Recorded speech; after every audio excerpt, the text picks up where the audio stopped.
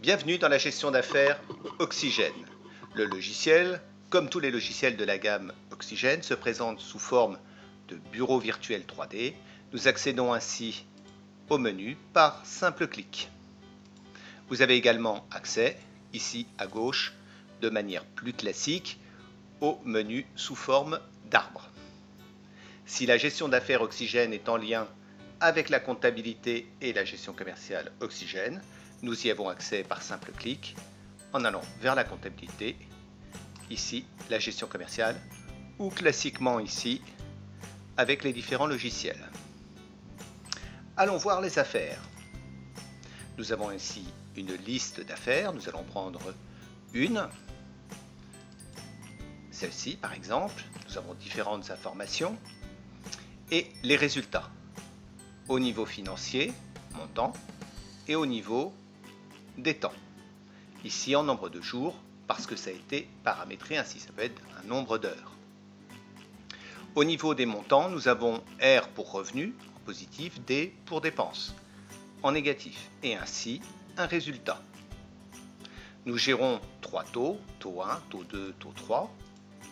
Ici, le taux 2 correspond au salaire chargé et le taux 1 au salaire chargé, plus les frais de structure, plus les personnes, bien évidemment, qui ne saisissent pas leur temps. Ce taux 1 est calculé automatiquement en fonction des données saisies dans la gestion d'affaires.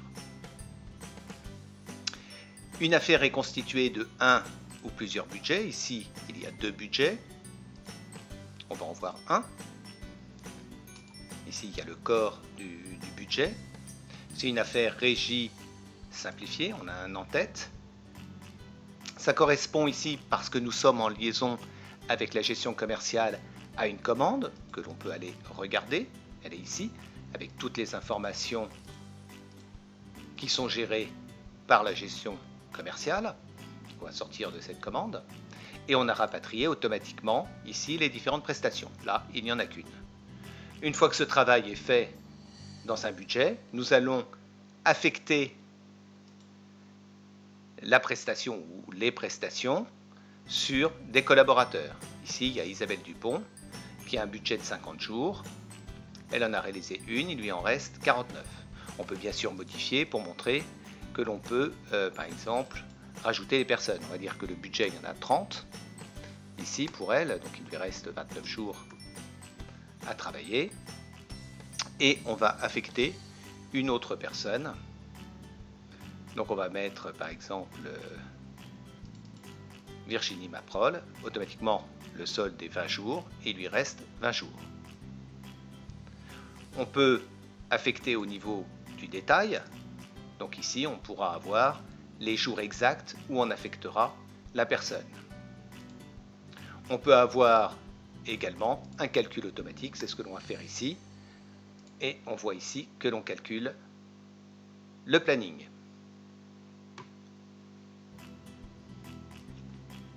Voilà pour les affectations.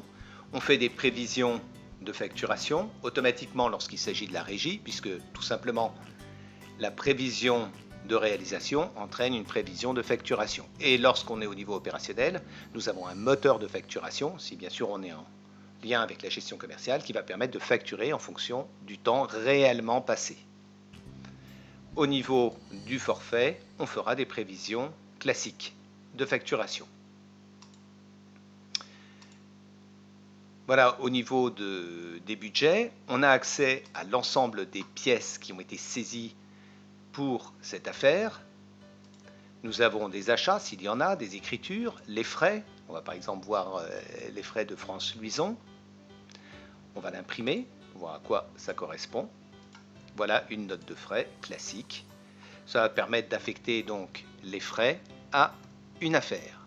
De même, si on est en lien avec la comptabilité, d'envoyer les écritures comptables qui correspondent à cette note de frais.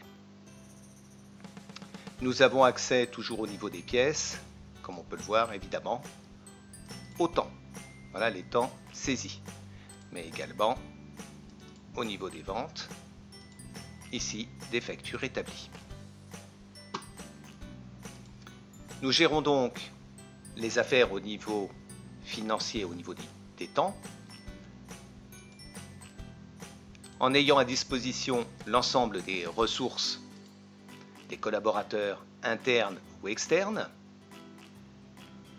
on va voir par exemple ici pour Virginie, une fiche signalétique, les exercices et le bloc-notes. On a les horaires quotidiens, donc on va découper la semaine au niveau des jours en indiquant le nombre d'heures où on travaille.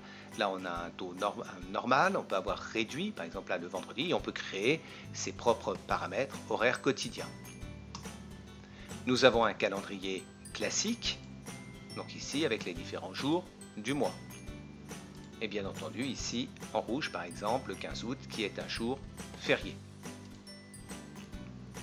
Enfin, il y a les taux journaliers, c'est-à-dire le coût de la ressource, là le taux de salaire chargé, taux 1 avec les frais de structure, comme nous l'avions vu précédemment.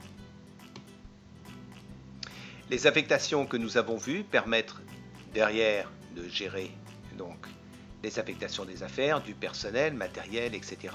Bien sûr les absences et congés, de même les ordres de mission. Et nous avons un planning par affaire ou par ressource. Regardons par exemple un planning par ressource. On va le mettre sous forme graphique. Voilà à quoi cela ressemble. Donc ici, nous avons le planning avec des codes couleurs en vert où c'est non facturable, etc. Donc pour Daniel Guidon, là, les petits carrés correspondent à une journée.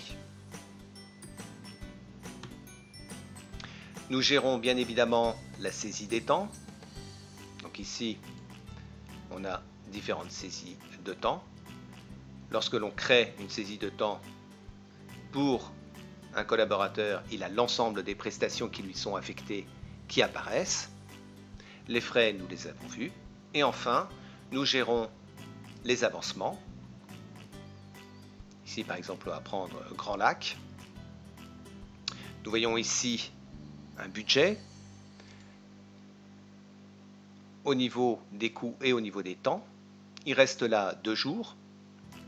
On va modifier ce reste à faire. Donc on va le modifier. Il y a un budget de 24 jours, 22 jours réalisés, il reste 2 jours. On va dire qu'il ne reste qu'une journée. Et ça va recalculer l'ensemble des données au niveau financier et également au niveau du planning. La gestion d'affaires va vous permettre d'avoir un ensemble d'états, par exemple le suivi mensuel du chiffre d'affaires par ressource. Voilà, donc des tableaux avec différentes données sur les jours, chiffre d'affaires, la marge, etc. Là, on a commencé le mois de janvier. Nous avons également des analyses graphiques au niveau des budgets et des ressources. Donc, revenons sur notre forfait 2. Voilà, différentes informations sur les temps, la facturation, etc. Et au niveau des ressources, on va reprendre Virginie Maprol avec différentes informations, prix de vente, prix de revient, la marge que l'on fait pour cette personne, le mois en cours, etc. Le palmarès, le taux d'affectation. Nous venons de faire un tour rapide de la présentation de la gestion d'affaires. Je vous invite à l'essayer en utilisant le dossier de démonstration AFDemo disponible en libre téléchargement sur notre site internet memsoft.fr.